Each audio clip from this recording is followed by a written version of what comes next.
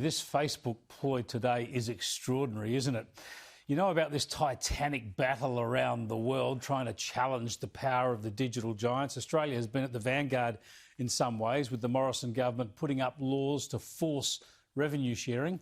Effectively, this is not about Facebook, YouTube, Google and others stealing content, although in some cases there's a bit of that. I think it's better to think about the whole issue this way, and that is that it's about them being forced to share some of the revenue that they make out of hosting content from media companies. Media companies like people seeing their content, of course. The digital giants are an unavoidable partner, really, in distributing information. So why should those big digital giants hoover up all the advertising and not share any of it around? Fairness says they should share some of that revenue with the companies and the workers that actually make the content, like this station, like newspapers, like radio stations, like the ABC, for heaven's sake. Now, the proof that this idea is sensible is in what Google has done. It has struck deals with Seven, with Nine Entertainment and with News Corp. Over recent days, it struck these deals to pay them for content, to share revenue. Now, these are commercial deals agreed to by both parties, and they've only happened because the government was forcing the issue with legislation. So, well done to the government for forcing this. But this only makes Facebook's response look so churlish and so strange by comparison. As you know, instead of striking deals, Facebook today, unannounced, decided to drop news content. So this is what the pages of news organisations look like on Facebook today. Just nothing there. No more news, no stories and videos to share with people around the nation. And importantly, no way for viewers and readers to provide feedback to those news organisations. So there you go. Facebook says they don't need this stuff. They won't pay for it, so they'll just drop it. Sadly, their algorithms found it hard to sort real news from all sorts of other sites.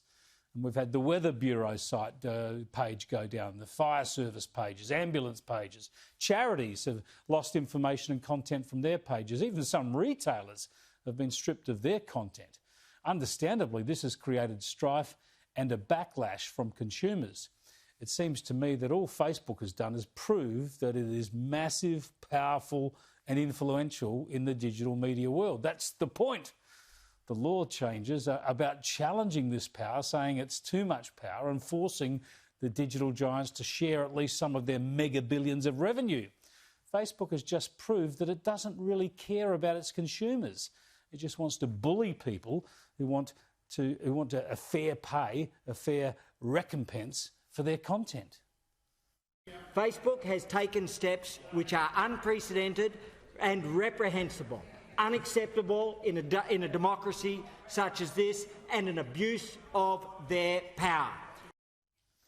So Google has agreed to pay, agreed to negotiate fair commercial terms, and Facebook has decided just to delete information and to bully. The stakes are very high, of course, but many of us dumped Twitter, remember? I certainly dumped Twitter because it's just such a feral platform. I wonder how many people will dump Facebook now because it's not being fair and reasonable, because it's not sharing the information that people need on that platform. Do the public think Facebook is not showing consideration to its subscribers? Is it cutting off from people the information that they want and need? I don't pretend to know for a minute.